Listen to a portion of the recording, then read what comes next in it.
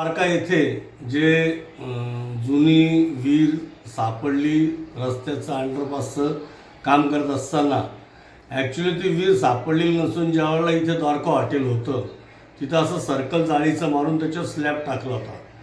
सतीश शेठ शानबाग यांनी जेव्हा द्वारका हॉटेल चालू करायच्या अगोदर इथे सर्व मळे होते.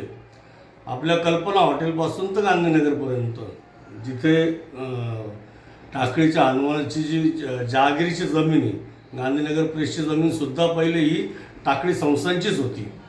तर त्यावेळेला इथं सगळ्या शेत्या होत्या. तर साधारणतः 1900 ते 1903-4 सालची ती विहीर आहे. तिला आजही जिवंत पाणी आहे. विटेच्या सुरेख विटांनी त्याचं बांधकाम केलेलं आहे आणि या उन्हाळ्यातही आज एवढ्या वर्षानंतरही त्या विहिरीतलं पाणी वरती येत असं जिवंत झाले. असे प्रचंड एक ऐतिहासिक वास्तू आज काळाच्या ओघामध्ये या नाशिककरांच्या याच्यातून नष्ट होते.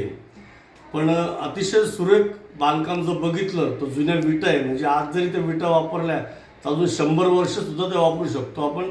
अशा पद्धतीचं त्या विहिरीचं बांधकाम आहे आणि कुठल्याही प्रकारचे आधुनिक उपकरण नसताना आज 123-24 वर्षानंतर सुद्धा एका प्रचंड मोठ्या मळ्याला त्या विहिरीचं मोठ असायची, बैलाला मोठ जोडली जायची, त्या मोठेने पाणी पुरवठा व्हायचा.